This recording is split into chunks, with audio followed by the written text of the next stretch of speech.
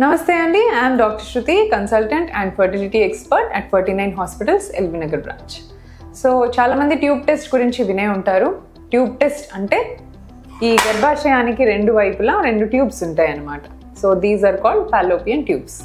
ఈ fallopian tubes around 10 to 15 centimetres, ఇప్పుడు మన చిన్న పిల్లల స్కేల్ ఉంటుంది కదా అంత సైజ్ ఈ రెండు ట్యూబ్స్ అంత ఉండొచ్చు, ఒక 15 సెంటీమీటర్స్ ఉంటాయి. చాలా సన్నగా ఉంటాయి, అంత పొడవు ఉన్నా సరే జస్ట్ 1 mm or 2 mm దాని డయామీటర్ ఉంటుంది అంతే.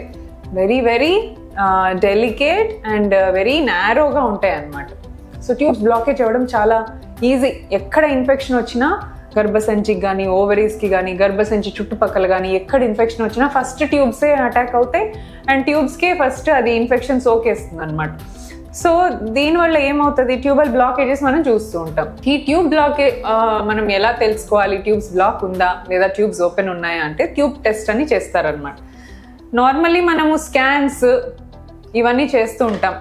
దీంట్లో మరి ట్యూబ్స్ కనిపించవా అని చాలా మంది అడుగుతారు. నాకు ఇప్పుడే స్కాన్ చేశారండి, నాకు మొన్నే లాస్ట్ ఇయర్ స్కాన్ అయింది లేదా 2 months బ్యాక్ స్కాన్ అయింది, అందులో ఏం చెప్పలేదండి ట్యూబ్స్ గురించి అంటారు.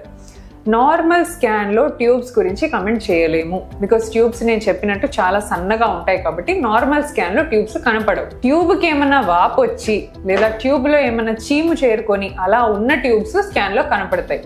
సో స్కాన్లో ట్యూబ్ కనబడింది అంటే అది అబ్నార్మల్ ట్యూబ్ అని మీనింగ్. సో ఈ అబ్నార్మల్గా ఉందా ఓపెన్ ఉంది ఇవన్నీ చేసుకోవడానికి ట్యూబ్ టెస్ట్ చేస్తాం. ట్యూబ్ టెస్ట్లో ఎన్ని రకాలు, ట్యూబ్ టెస్ట్లో ఒకటి హెచ్ఎస్జి అని ఉంటుంది.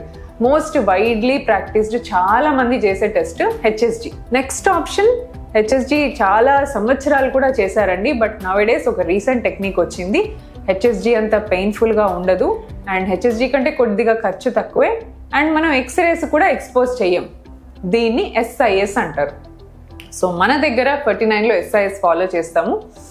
పెయిన్లెస్గా కంఫర్టబుల్గా పేషెంట్కి ఎస్ఐఎస్ టెక్నిక్ మనం ఫాలో చేసుకోవచ్చు. సో దీని ద్వారా కూడా మనకి ట్యూబ్ ఓపెన్ ఉందా లేదా అని తెలుసుకోవచ్చు. ఇంకొకటి గోల్డ్ స్టాండర్డ్ అంటే the accurate method to test tubes is laparoscopy. డైరెక్ట్గా పొట్టలో ఒక చిన్న హోల్ చేసి కెమెరా పంపిస్తారండి.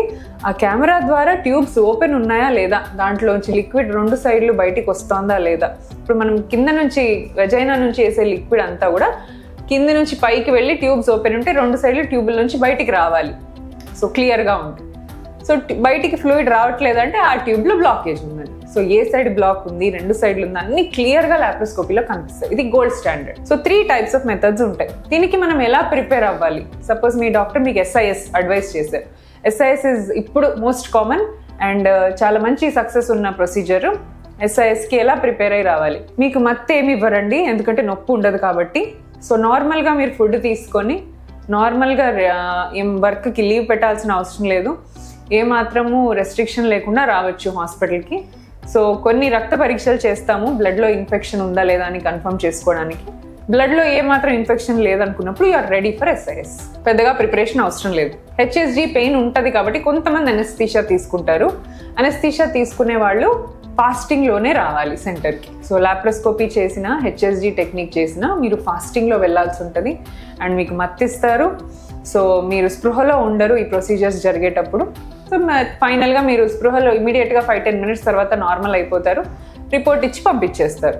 బట్ ఎస్ఐఎస్కి మత్తు అవసరం లేదు. ఇది చాలా కామన్గా అందరూ చేయించుకుంటున్నారు, మనం కూడా చేస్తున్నాము. సో ఈ ఎస్ఐఎస్ టెక్నిక్ ట్యూబల్ ప్రాబ్లం ఉంది, మీకు ట్యూబ్స్ బ్లాక్ అని డౌట్ ఉంది అనుకున్న వాళ్ళు ఖచ్చితంగా ఎస్ఐఎస్ చేయించుకోవడానికి మా సెంటర్కి రావచ్చు. సో ఎస్ఐఎస్ టెక్నిక్ మనం ఎలా చేస్తామంటే పేషెంట్ హాస్పిటల్కి నార్మల్గా వస్తారు, తినేసి ఒక అటెండర్తో పాటు రావాలి. ఎందుకంటే కొద్దిగా వాళ్ళకి ఏదైనా డిస్కంఫర్ట్ అనిపించినా కూడా ఒక అటెండర్ తోడుగా ఉంటే మీకు సపోర్ట్గా ఉండటానికి ఖచ్చితంగా ఒక అటెండర్ని తీసుకొని మాత్రం రమ్మంటాం. సో మనం స్కాన్ చేసే రూమ్లోనే ఇది చేస్తాం. ఓటీలోనో లేదా ఎక్కడో ప్రొసీజర్ రూమో అవసరం లేదు. నార్మల్గా మీరు కాట్ మీద పడుకుంటారు, కింద నుంచి మనం సెలైన్ వాటర్ వేస్తాం అనమాట. ఒక చిన్న ట్యూబ్ వేసి దానిలోంచి వాటర్ వేస్తాం. ఆ వేసిన వాటర్ 2 ట్యూబుల్లోంచి బయటికి వస్తుందా లేదా అని మనం స్కాన్ ద్వారా చెక్ చేసుకుంటాం. సో వెజైనల్ స్కాన్, ట్రాన్స్ వెజైనల్ అల్ట్రాసౌండ్, TVS అంటారు అనమాట. సో ఈ స్కాన్ ద్వారా రైట్ ట్యూబ్ చూస్తాం. సో వాటర్ పుష్ చేసి రైట్ ట్యూబ్లో చూస్తాం. రైట్ ట్యూబ్లో స్పిల్ ఉంది అంటే మనకు కనిపించేస్తుంది స్క్రీన్ మీద.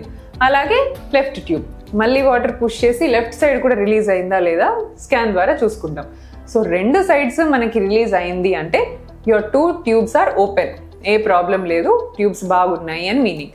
ఒక సైడే స్పిల్ వచ్చి ఇంకో సైడ్ రాలేదనుకోండి, ఆ ఇంకో సైడ్ బ్లాక్ ఉంది, the other tube is normal అని మీనింగ్. సో ట్యూబల్ బ్లాక్ ఉంటే ఏం చేయొచ్చు? ట్యూబల్ బ్లాక్ ఉంటే ఒక ఆప్షన్ దాన్ని క్లీన్ చేయించుకోవచ్చు, ఇంకొక ఆప్షన్ మనం ట్యూబల్ బ్లాక్ ఉన్న వాళ్ళకి IVF చెప్తామన్నమాట, తొందరగా కన్సీవ్ అవ్వటానికి. సో ఈ 2 ఆప్షన్స్ ఆఫ్ ట్రీట్మెంట్స్ ఉంటాయి. ట్యూబల్ బ్లాక్స్ ఉన్నా కూడా వరి అవ్వాల్సిన అవసరం లేదు. We have the best solutions for tubal blocks also. Thank you.